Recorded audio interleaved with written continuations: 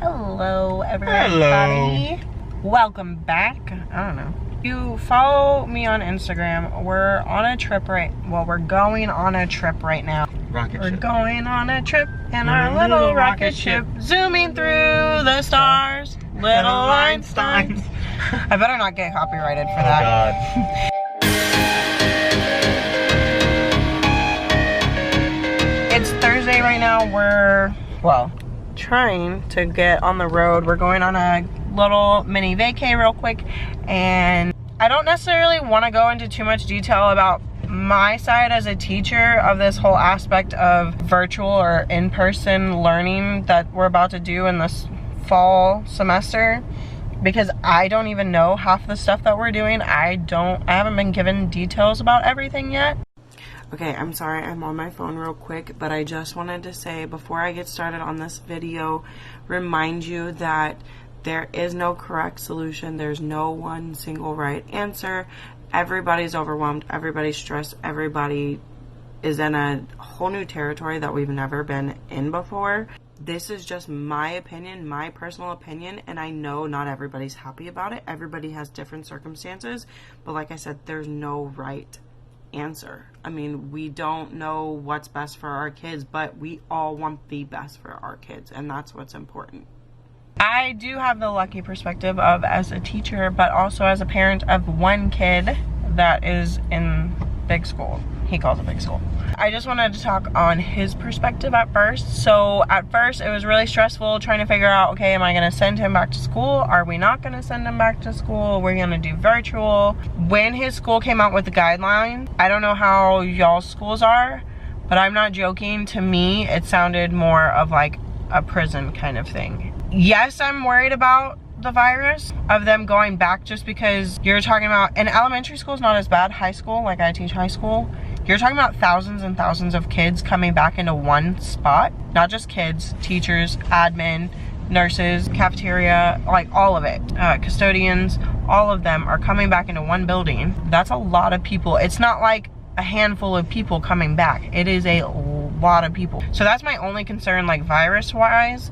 The only other thing that's really making me want to do virtual for myself, even for Riker, is all the guidelines and all the restrictions. For Riker, the cafeteria situation's an issue. They don't know what they're doing. They're either gonna eat in the classroom or they're going to eat in the cafeteria but socially distanced.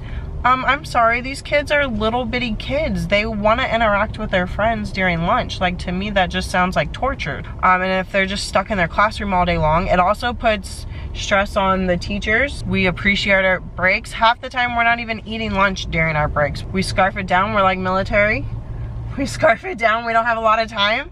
And then we're working the rest of the time during our lunch. So, believe me, we need our breaks. So they still haven't even come out with all the details about like specials, music, PE, recess. They're still doing them, but they haven't said what it's gonna be like. So no telling what that's going to be like.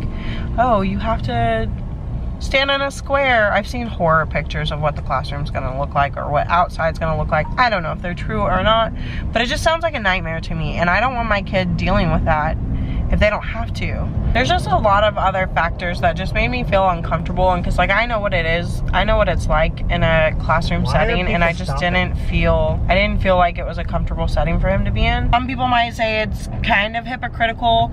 The boys have been in daycare since day one, since all of this started, but here's my thoughts on that. When this first started back in March, the numbers were minuscule. I still think if you look at the numbers and the percentages today, they're still kind of minuscule.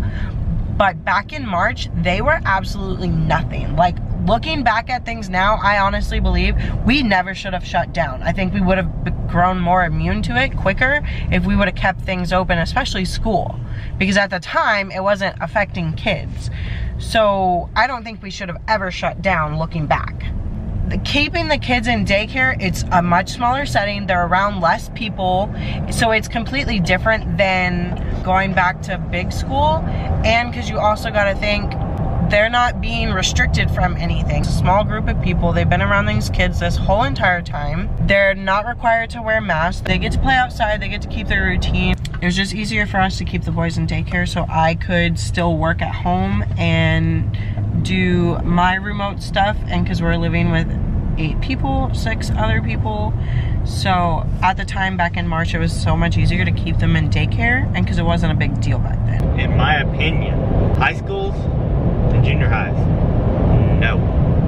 They don't need to go. And is that based on numbers of people? That's based on numbers of people, and they're how not many self-contained. Yeah, well, because you go to 7 different classes in a day. Right. Yeah. For the most part, 7th grade and up, you're not self-contained. 5th and 6th grade, well, it's a lot to put on one teacher. When we were in school, 5th and 6th grade, we had 2 teachers, maybe 3. My opinion, 5th and 6th grade, if you have your 2, you'd be okay. You can be perfectly fine. Or just have the teachers switch, which is annoying for the kids. I mean, it's still like a distraction for the kids. So I agree with you. 4th grade down, you're self-contained. Yeah. As far as these partitions that teachers and schools are getting, I think it's in too the classroom, much. It's too. It's not going to work. There's no reason. You're in the same airflow.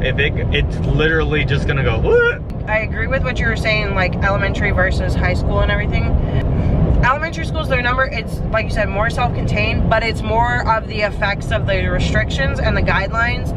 And just because our son is 6 years old, yes, he knows what coronavirus is. He's heard it, but does he know everything about it? And I'd rather him stay oblivious to it. I don't want him to go to school and be like, what is all this stuff? This wasn't here last year. Like, I don't want him thinking that, or like, is something wrong? Like, I can't touch my friends, or I can't do this. And I'm like, I don't think that's okay. I don't agree with this new normal crap. The whole thing is, are you gonna have a person watching the restrooms, wiping down the restrooms every single time a student walks in? Recess, before every single grade level goes out, or whatever, however they do recess, are you gonna have people going and spraying swings and the slides and everything else that they're gonna touch? EPA requires you to have a certain amount of time on those chemicals. In order to kill the virus, it has to sit for a certain amount of time. You can't sit there and go, oh, spray white. It's not doing anything. It's one of those topics that just, it constantly goes back and forth. I'm not diminishing the disease. I'm not diminishing the people that have passed from this. But as a math teacher, the numbers just aren't there. I think some of these guidelines, because the guidelines aren't perfect, which I understand that, but they're also only halfway. Like, okay, you're doing this to prevent this, but you're still doing this, and there's no way to combat that. So it's like, what's the difference between a 9-year-old not wearing a mask and an 11-year-old wearing a mask? What's the difference? Yeah. Like, it just doesn't make sense. Your body needs certain germs too. Yeah. That's how you build your immune system. Whenever we had this shutdown, guess what you did? You weakened your immune system. Yeah. Then you open the state or open the country back up. Look what happened. Your numbers spiked. Yeah. Because everybody's your immune systems were weakened. Yeah. No matter what, like I said, it's a very hot topic. It's a hot topic whether to send your kids back or not. It's a hot topic of whether we're ready to open schools or not. Hot topic of masks, hot topic of, like, it's just all so back and forth. Even things that we say, I'm like, well, we say this, but then we say this, but it's literally, everything is so weird, so different, so stressful, so overwhelming, and it's just, I know we're all wanting things to go back to normal, and I don't, like I said, I don't mean this new normal crap. I mean, I want things to go back to normal, because some of these guidelines and restrictions, no, I don't think that they're gonna do anything. Okay, forced to wear a mask at the grocery store. Okay, well, do you know how many things you just touched? How many things the person behind you just touched?